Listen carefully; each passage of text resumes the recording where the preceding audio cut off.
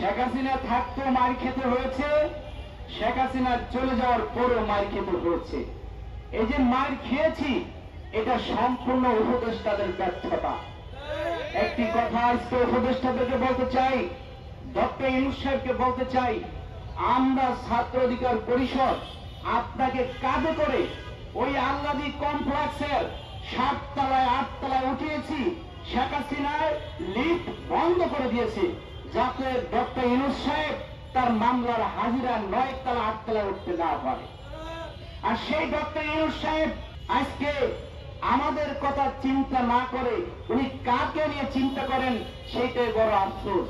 বর্তমানে যারা উপদেষ্টা হয়েছে, যদি আমরা গুলি না খেতাম, রিমান্ডে না যেতাম, জেলে না যেতাম, গুলি না খেতাম, তাহলে একজনও আজকে কিন্তু উপদেষ্টা হতে পারত না।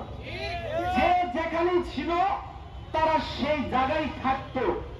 আমরা পরিবর্তন করার কারণে, শেখ হাসিনাকে দেশ থেকে তাড়িয়ে দেওয়ার কারণে আজকে তারা উপদেষ্টা হতে পেরেছে।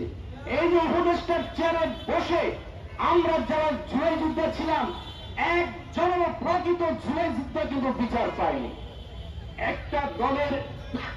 একটা দলের প্রধান বিপি নূরকে 28শে অক্টোবর যখন তাকে 9টার দিকে মেরে ফেলার জন্য হামলা করে, একটা দলের প্রধানকে মেরে ফেলার জন্য হামলা করলো, দলের সেক্রেটারি সাধারণ সম্পাদক রাশেদ খানকে পিটাইতে পিটাইতে হাত বাড়ে হাতের রাস্তায় ফালিয়ে দিল।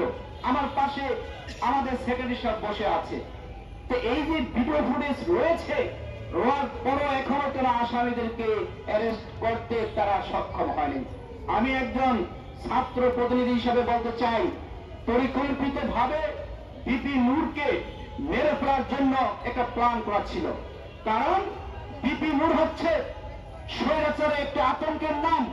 বিপি নূরের যদি মুখ বন্ধ করে দেওয়া যায়, রাশেদ খানের যদি মুখ বন্ধ করে দেওয়া যায়, তাহলে ওই সমস্ত উপদেষ্টারা যদি দুর্নীতি করে, তাহলে তাদেরকে নিয়ে সমালোচনা করার লোক থাকবে না। তাই উপদেষ্টা তো সরাসরি এসে আঘাত করতে পারে নাই।